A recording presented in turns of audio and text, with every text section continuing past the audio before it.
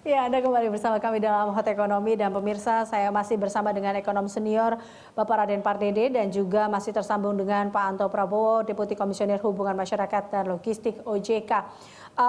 Saya kembali ke Pak Anto. Pak Anto, ini terkait dengan komunikasi dan juga sinergi, bisa dikatakan seperti itu. Ini kita tahu bahwa untuk menyelesaikan terkait dengan isu yang terus bergulir ataupun permasalahan terkait dengan hal ini bagaimana komunikasi dan juga sinergi yang dilakukan, salah satunya juga dengan BPK? Ya, Mbak Eliza, jadi BPK itu sesuai dengan perannya dan kita memandang bahwa BPK itu pengawasan yang dilakukan oleh BPK itu merupakan salah satu upaya berkesinambungan kita memperbaiki kualitas pengawasan. Jadi kita melihat dari sisi positif apa yang jadikan temuan BPK ini sebagai upaya perbaikan yang dilakukan OJK. Dan tentunya BPK objektif ketika OJK juga sudah melakukan perbaikan, melakukan sesuatu yang direkomendasikan oleh BPK dan itu diapresiasi. Ini merupakan bagian penting untuk BPK juga ikut menjaga kepercayaan masyarakat. Karena kalau dibiarkan berita-berita hoax terlalu jauh meracuni masyarakat sehingga menimbulkan keresahan, ini kan memberikan kerentanan tersendiri bagi industri perbankan kita di tengah pandemi ini. Mungkin itu, Mbak.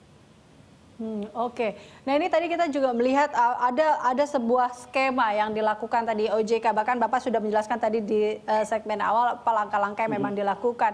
Nah, skema dan mapping mungkin juga dilakukan oleh baik BPK dan juga OJK untuk mengatasi dan juga melakukan pengawasan terhadap perbankan yang ada. Apa yang memang bagaimana dari OJK sendiri menjaga kondisi ini dan mungkin mendorong bank-bank ini dalam mengambil langkah perbaikan?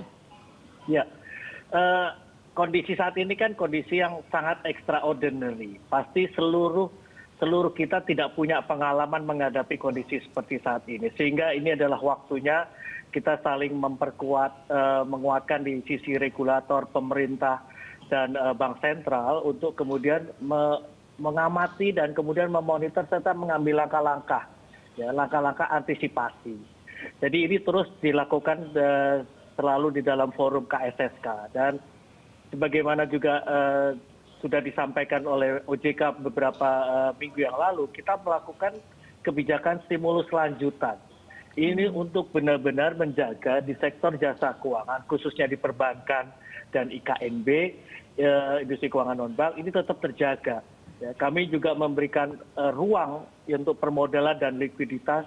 Kami juga memberikan relaksasi untuk BPR, untuk juga yang terkait dengan UMKM, dan begitu juga terhadap beberapa hal yang mempermudah masyarakat. Seperti saat ini ketika pemasaran asuransi bisa dilakukan dengan sarana digital. Ini merupakan bagian penting agar roda perekonomian kita bisa segera recover ketika pemerintah nanti sudah memang memulai sesuatu era the new normal nanti. Oke, baik. Terakhir Pak Anto, closing statement dari Anda. Ini kita juga tahu ada informasi terkait dengan Kokmin dan juga informasi beberapa bank terkait dengan tadi yang masih dalam pengawasan. Closing statement dari Anda terkait dengan hal ini. Semua yang OJK lakukan didukung oleh tentunya manajemen dan pemegang saham. Dan setiap manajemen dan pemegang saham sangat mengetahui kebutuhan dari bank yang dimilikinya. Sehingga upaya-upaya dilakukan manajemen dan pemegang saham memiliki peran sentral selain mungkin mengundang investor. Dengan datangnya investor, ini juga merupakan cerminan bahwa industri perbankan kita masih dipercaya, khususnya terhadap berbagai upaya dari investor asing yang masih tertarik untuk bisa memiliki saham perbankan Indonesia. Demikian, Mbak. Oke, baik. Terima kasih Pak Anto telah bergabung bersama kami. Pemirsa, Anto Prabowo, Deputi Komisioner Hubungan Masyarakat dan Logistik OJK. Tapi saya masih bersambung dengan Pak Raden Pardede. Pak Raden Pardede, ini tadi mendengar apa dikatakan oleh Pak Anto, ada upaya-upaya yang memang harus dilakukan juga, tidak hanya OJK, BPK, tapi perbankan juga harus melakukan. Apakah memang mereka harus melakukan sebuah upaya atau mungkin bagaimana perbankan dapat menekan tadi ya NPL, namun pertumbuhan kreditnya juga tetap harus terjaga. Upaya apa yang harus mereka lakukan? Begini, tadi saya sudah sebutkan sebetulnya dan juga sudah dijelaskan oleh Pak Anto dan juga Mbak tadi menyebutkan juga bahwa so far data-data kita sampai dengan bulan April itu masih sangat baik sekali, ya. Baik itu dari sisi kapitalnya, kemudian liquidity, alat liquidity-nya itu masih bagus. Bahkan NPL-nya pun kalau kita lihat secara netnya dia hanya sekitar 1. CAR-nya kita masih jauh di atas 20. Tapi memang harus disadari itu baru sampai bulan April. Ini kan perjalanan masih panjang ini. Sampai tahun depan bagaimana setelah direstrukturisasi kan kita belum tahu ini. Oleh karena itu saya pikir bankers-bankers ini, para eksekutif ini memang benar-benar harus berjaga-jaga. Mereka juga harus berhati-hati. Ya, jadi jangan hanya melihat apa yang mereka peroleh di masa lalu atau bahkan sampai dengan bulan April.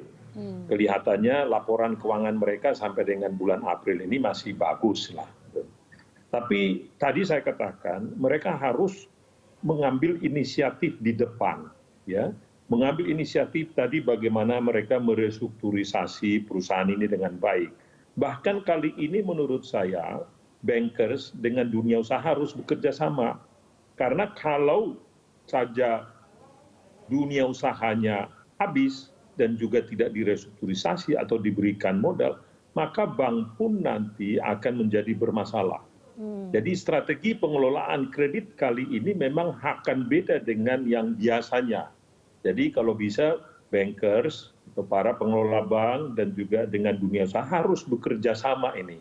Ini adalah bekerja sama supaya kita survive, supaya kita bersama-sama nanti bisa selamat gitu loh, survive ini. Yang kedua tadi yang saya katakan, dia harus agile terhadap perubahan. Bank-bank ini harus agile terhadap perubahan.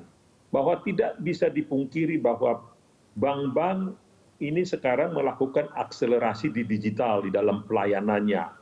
Sekarang ini apa yang kita lihat adalah bank-bank ini nggak sempat lagi atau tidak mungkin harus meninjau perusahaan-perusahaan yang akan dia berikan kredit.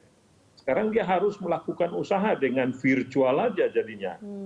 Demikian juga dengan cara-cara dia menganalisa keadaan daripada perusahaan pada saat dia memberikan kredit pun itu menjadi terganggu, ya. Jadi caranya harus berbeda.